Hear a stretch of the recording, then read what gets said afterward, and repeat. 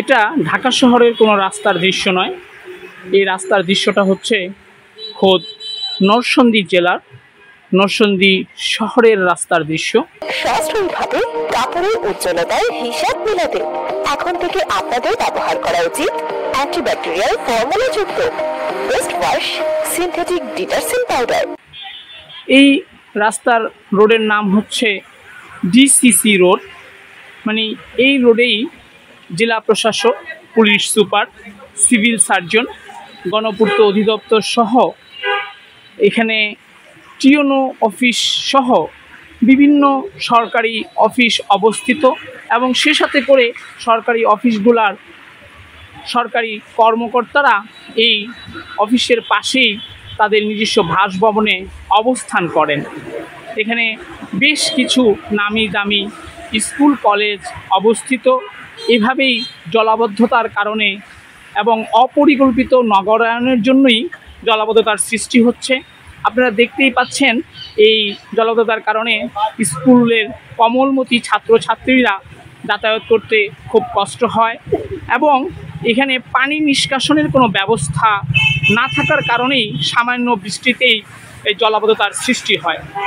আমি যদি আপনাদেরকে একটু দেখাই যে এখন তো অল্প একটু বৃষ্টিতেই রাস্তার এই অবস্থা, কারণ মানুষ চলাচল করতে খুবই কষ্ট হচ্ছে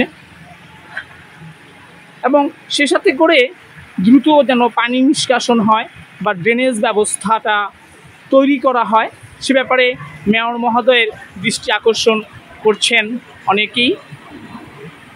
আর এই জলাবদ্ধতার কারণে মানুষের নানাবিধ রোগ হচ্ছে। তাছাড়া এই সামান্য বৃষ্টি হলেই দেখা যায় যে রিকশার ভাড়াটা অনেকটা বেড়ে যায়, তারা রিকশায় চলাচল করতে পারেন না, তখন 10 টাকার ভাড়া 20 টাকা গুনতে হয়। আপনারা দেখতেই পাচ্ছেন মানুষজনকে আসা যাওয়া করতে হচ্ছে খুব কষ্ট করে পানিতে নেমে। ড্রেনেজ ব্যবস্থা নাই, আর ড্রেনেজ ব্যবস্থা থাকলেও সেগুলি হলো আপনার জাম হয়ে আছে, পরিষ্কার করা হয় নাই, এই কারণে সেই পানি জমাট হচ্ছে। আর এই পানির জমাটের কারণে স্কুল কলেজের শিক্ষার্থীদের খুবই অসুবিধা হচ্ছে এবং সাধারণ পাবলিকের চলাফেরাতে বাধা বিঘ্ন সৃষ্টি হচ্ছে। এই যে আপনারা দেখুন একটা ডুবেই যাচ্ছে, বিশেষ করে মহিলাদের তো প্রচণ্ড কষ্ট, আর স্কুলের ছাত্রছাত্রীরা তারাও কষ্টের শিকার হচ্ছেন। আমি আপনাদের দেখানোর চেষ্টা করছি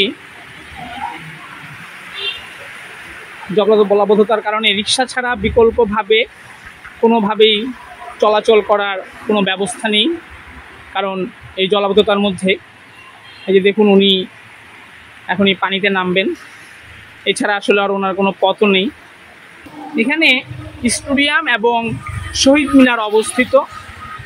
এই রাস্তাটি অত্যন্ত গুরুত্ব বহন করে, কারণ এই রাস্তাটি দিয়েই মানুষ বিভিন্ন জায়গায় যায়, বিভিন্ন অফিসিয়াল কাজ করে থাকে।